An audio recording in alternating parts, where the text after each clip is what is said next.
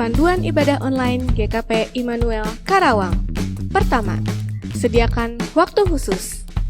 Jangan sambil memasak, bermain handphone, tiduran, atau melakukan aktivitas lainnya. Kedua, pilihlah lokasi ibadah terbaik, seperti di ruang tamu, di ruang doa, atau di ruang lainnya di mana seluruh anggota keluarga bisa berkumpul bersama. Kemudian, siapkanlah perangkat untuk ibadah online.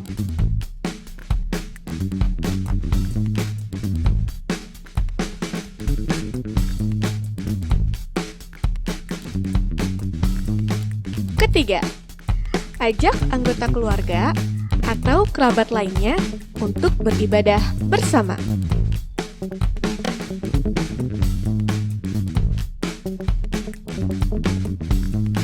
Keempat, terlibatlah aktif dalam ibadah.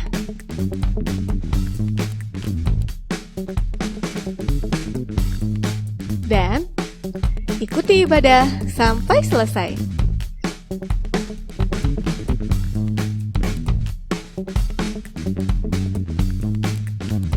Demikianlah panduan ibadah online GKP Immanuel Karawang. Persembahkanlah waktu, ibadah, dan segala sesuatu yang kita miliki sebagai persembahan hidup yang kudus dan berkenan kepada Allah. Itu adalah ibadah kita yang sejati. Selamat beribadah, Tuhan memberkati.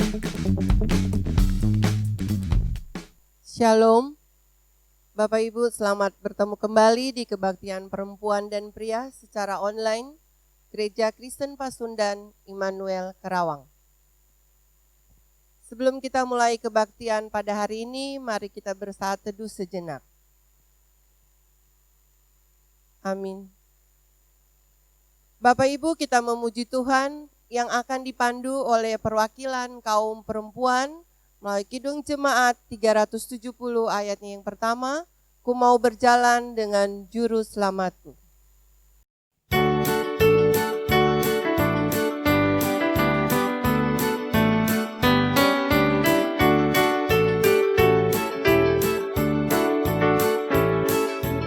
Ku mau berjalan dengan juru selamatku di lembah berbunga dan berair sejuk. Ya, kemana juga aku mau mengikutnya, sampai aku tiba di negeri Bakan. Ikut Tuhan Yesus, ku tetap mendengar dan mengikutnya. Ikut Tuhan Yesus, ya kemana juga ku mengikutnya.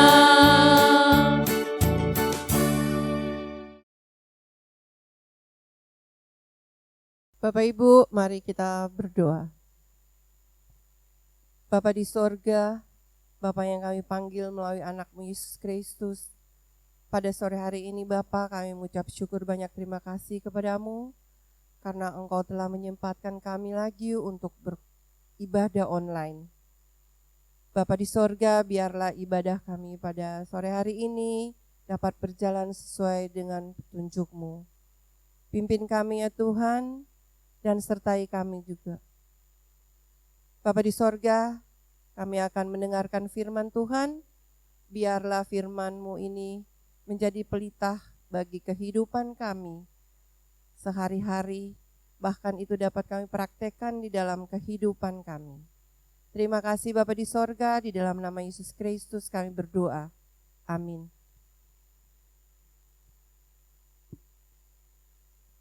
Pembacaan Alkitab kita hari ini terambil dari Kisah Para Rasul 16 ayat 19 sampai dengan 34. Untuk ayat 19 sampai 26 akan saya bacakan, dan untuk ayat 27 sampai dengan 34 akan dibacakan oleh Ibu Neta. Ketika tuan-tuan perempuan itu melihat bahwa harapan mereka akan mendapat penghasilan lenyap, mereka menangkap Paulus dan Silas, lalu menyeret mereka ke pasar untuk menghadap penguasa. Setelah mereka membawa keduanya menghadap pembesar-pembesar kota itu, berkatalah mereka, katanya, orang-orang ini mengacau kota ini. Karena mereka orang Yahudi, dan mereka mengajarkan adat istiadat yang kita sebagai orang Rum tidak boleh menerimanya atau menurutinya. Juga orang banyak bangkit menentang mereka, lalu pembesar-pembesar kota itu menyuruh mengoyakkan pakaian dari tubuh mereka dan menderah mereka. Setelah mereka berkali-kali diderah, mereka dilemparkan ke dalam penjara. Kepala penjara diperintahkan untuk menjaga mereka dengan sungguh-sungguh. Sesuai dengan perintah itu, kepala penjara memasukkan mereka ke ruang penjara yang paling tengah dan membelenggu kaki mereka dalam pasungan yang kuat. Tetapi kira-kira tengah malam Paulus dan Silas berdoa dan menyanyikan puji-pujian kepada Allah. Dan orang-orang hukuman lain mendengarkan mereka. Akan tetapi terjadilah gempa bumi yang hebat, sehingga sendi-sendi penjara itu goyah, dan seketika itu juga terbukalah semua pintu, dan terlepaslah belenggu mereka semua.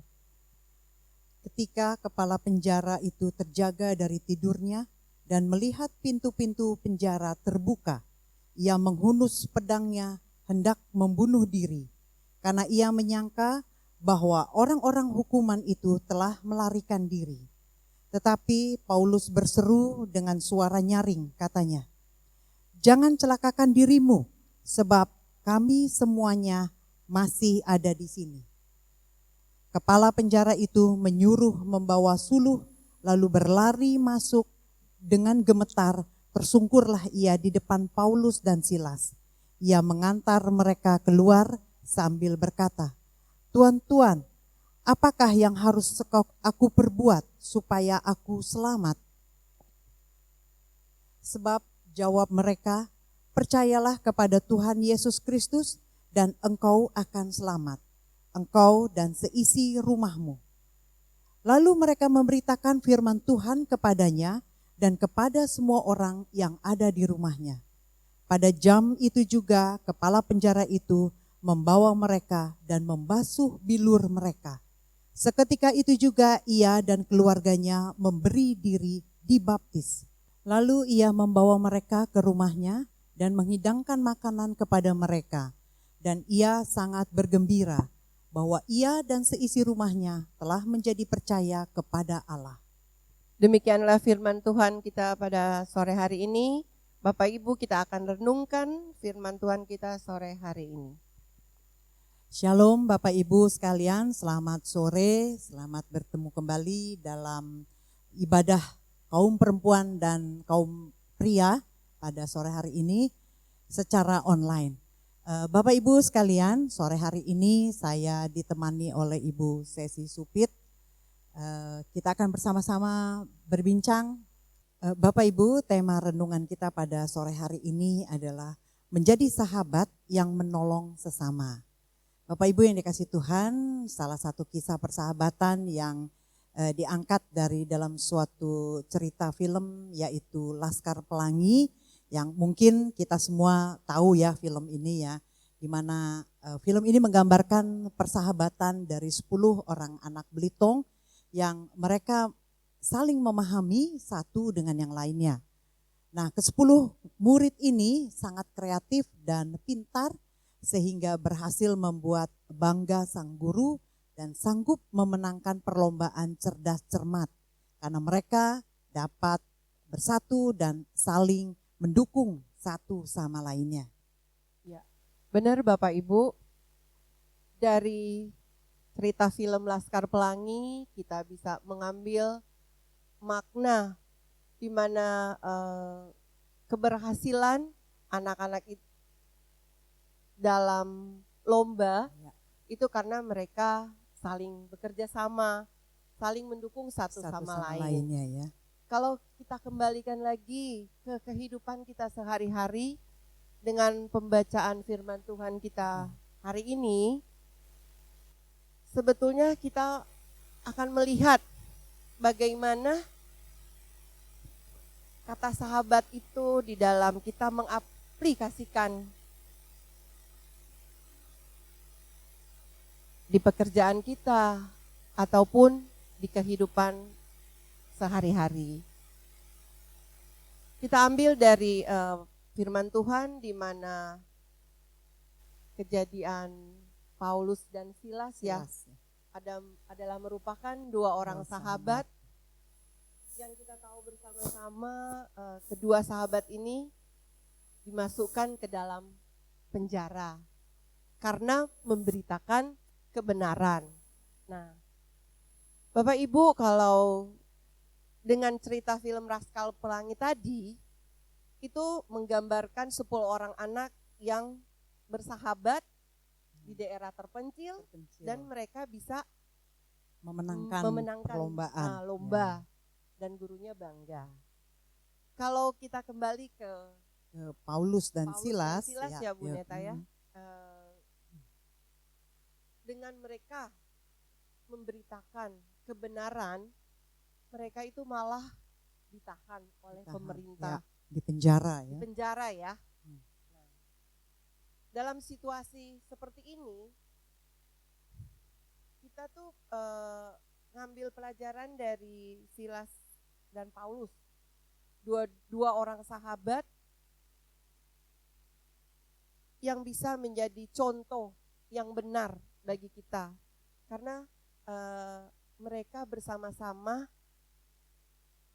menunjukkan kepada kepala penjara ya Bu Neta penjara ya. Filipi ya. Kepala Filipi itu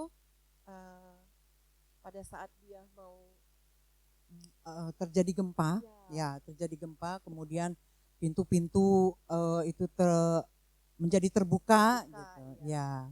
Di situ sebetulnya kalau kita melihat adalah satu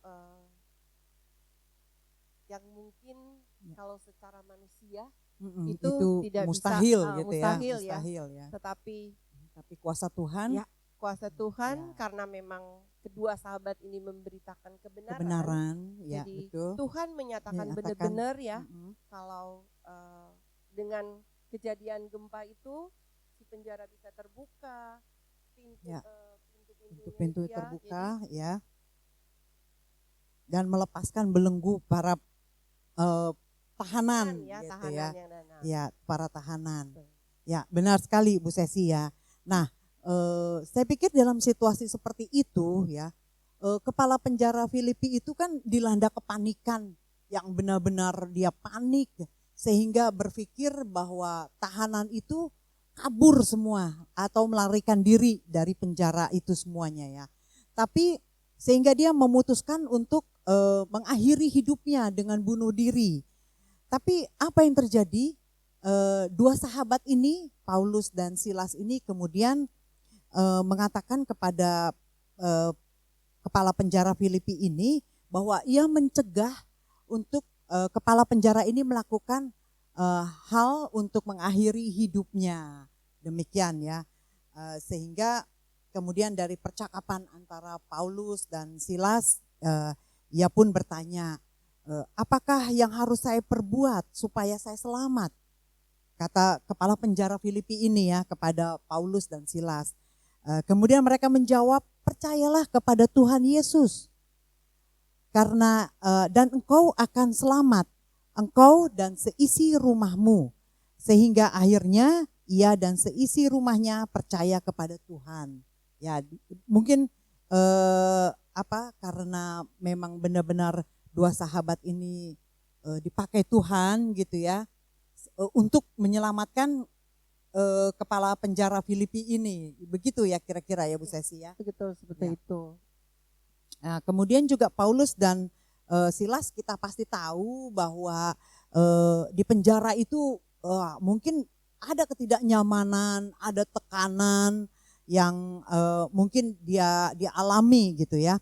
Nah, dan Tuhan sebagai sahabat bagi kepala penjara Filipi yang panik dan hendak mengakhiri hidupnya atau bunuh diri, ya Tuhan memakai dua sahabat ini, yaitu Paulus dan Silas, untuk menyelamatkan nyawa kepala penjara Filipi dari tindakan bunuh diri yang akan dilakukannya. Demikian, begitu ya Bu Sesi ya. Benar memang Ya. Bu Neta, rencana Tuhan itu pasti selalu indah. Ya, selalu indah. Walaupun kita sulit dulu, Ya. tetapi kita harus yakin dan percaya. Pasti di Di kesusahan akhirnya. itu ya, pasti ada satu rencana yang indah yang Tuhan sudah siapkan ya. Seperti tadi Silas dan Ya, Paulus ya. Paulus ya. Artinya Silas dan Paulus ini benar-benar menyelamatkan melalui Tuhan, menyelamatkan Si kepa- penjaga ya. penjara tadi ya. Ya, ya sekalipun mungkin ada rasa sakit, ketidaknyamanan ketika dia harus mengalami di penjara gitu kan.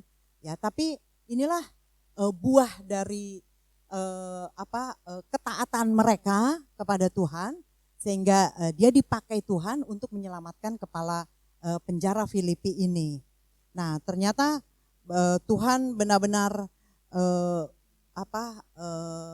menyatakan kasih yang begitu indah kepada kepala penjara ini, sehingga memakai kedua sahabat Paulus dan Silas untuk menyelamatkan kepala penjara ini. Begitu kira-kira ya. Nah, seperti halnya Paulus dan Silas yang hadir dalam kepanikan kepala penjara Filipi dan menjadi berkat bagi seisi keluarganya, sehingga akhirnya seisi keluarga kepala penjara ini akhirnya menyatakan mengikut Kristus, dan keluarganya juga ya, dan keluarganya juga yang akhirnya memakai Paulus dan Silas sebagai alat untuk mendatangkan kebaikan bagi sesama. Demikian ya Ibu Sesi ya. Mungkin gini Bu, dari kisah renungan kita pada sore hari ini ya, mungkin ada pengalaman dari Ibu Sesi, baik mungkin Ibu Sesi memotivasi orang, atau Ibu Sesi sendiri yang dimotivasi oleh orang, di mana motivasi ini adalah untuk kebaikan bagi kita, ataupun kita memotivasi orang untuk kebaikan mereka gitu. Mungkin ada pengalaman Ibu dari ini Bu. Bu Neta, kalau bicara pengalaman, pasti Bapak Ibu di rumah juga punya pengalaman dengan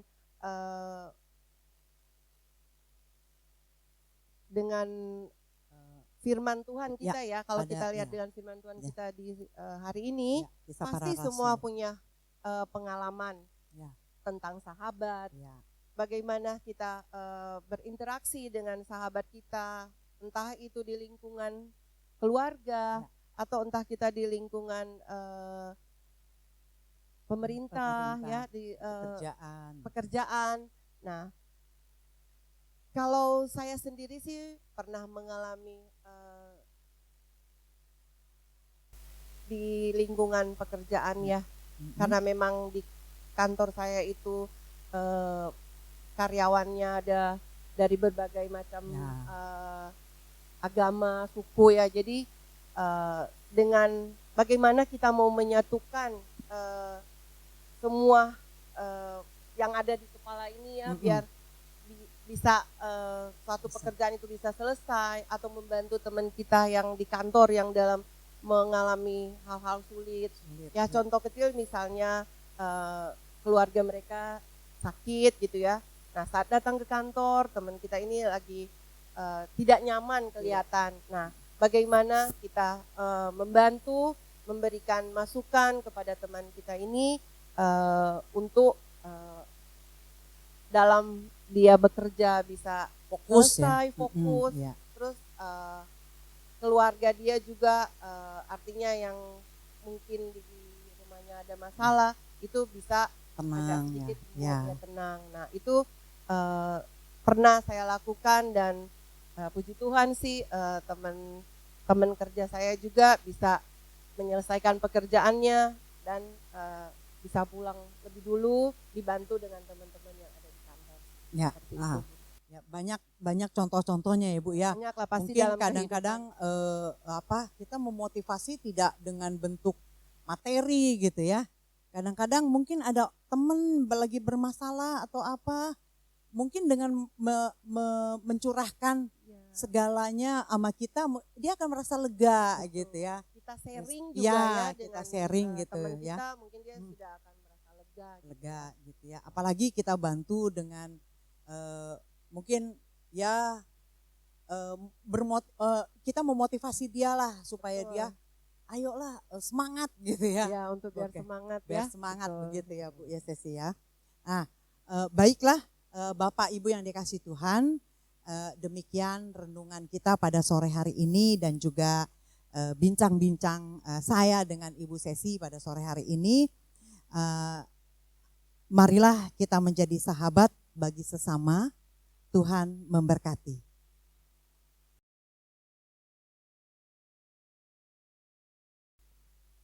Bapak Ibu, kita akan memberikan persembahan. Dengarlah firman Tuhan yang terambil dari Mazmur 136 ayatnya yang pertama. Bersyukurlah kepada Tuhan sebab Ia baik, bahwasannya untuk selama-lamanya kasih setianya.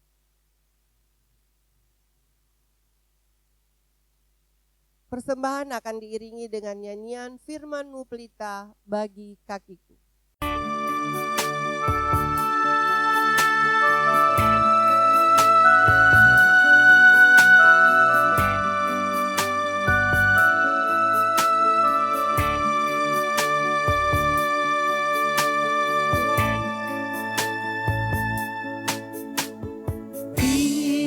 Firman-Mu pelita bagi kakiku, terang bagi jalanku.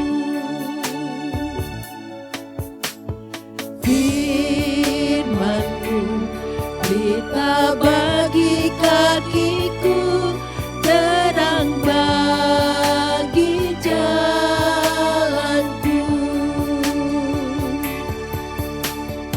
Waktu ku bimbang dan hilang jalanku, tetaplah Kau di sisiku, dan takkan ku takut asal Kau di dekatku, besertaku selamanya.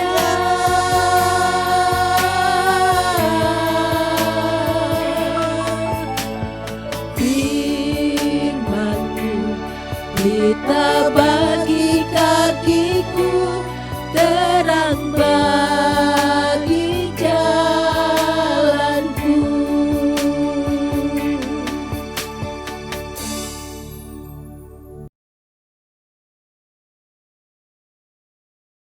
Bapak Ibu yang dikasih Tuhan, mari kita bersama-sama berdoa syafaat dan juga persembahan, dan kemudian diakhiri dengan doa permohonan berkat. Mari kita bersatu dalam doa. Bapa kami, Yesus Kristus yang ada di dalam kerajaan sorga, terima kasih Tuhan karena pada hari ini Engkau memberikan kesempatan kepada kami untuk berkumpul, saling mengingatkan dan saling mendoakan satu sama lain. Ya Bapak, kami berdoa khusus bagi bangsa dan negara kami, bangsa Indonesia, di mana kami tinggal, kiranya Engkau senantiasa memberikan perlindungan bagi bangsa kami Indonesia. Ya Tuhan, kiranya Engkau menjauhkan Indonesia dari bencana, malapetaka, antar suku dan agama. Bapa, satukan hati kami untuk semuanya Tuhan, untuk bisa memberikan dampak yang baik bagi negara ini.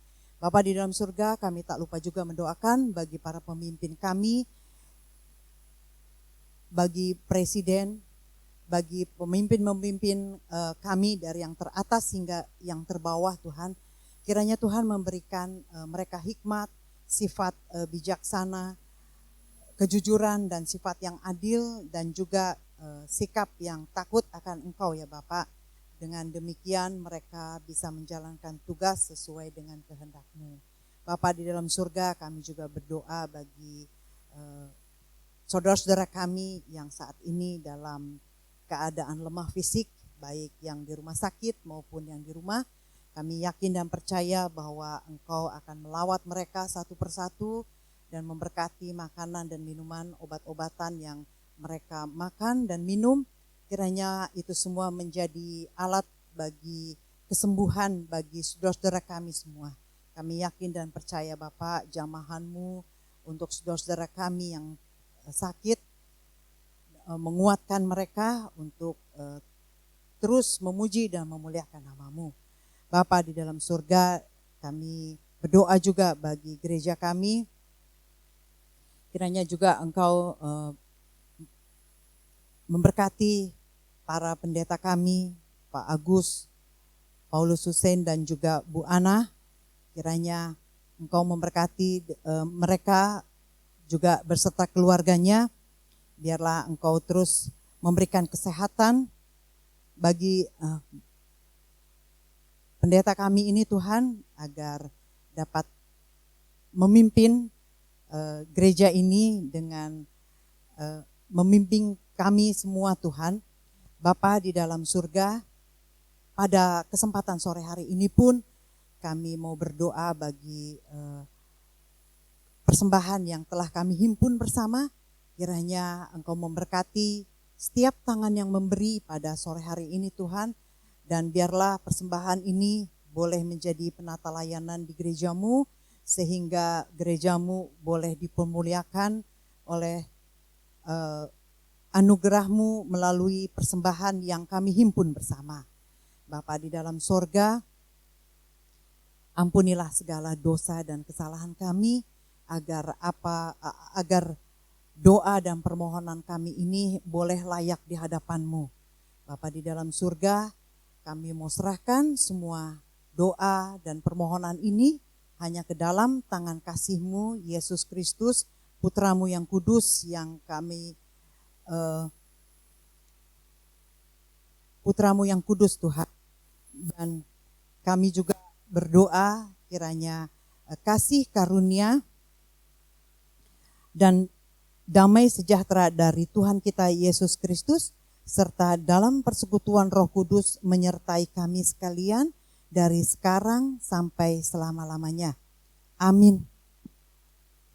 Demikian pelayanan kebaktian kaum perempuan dan pria. Sampai jumpa. Salam sehat. Tuhan memberkati.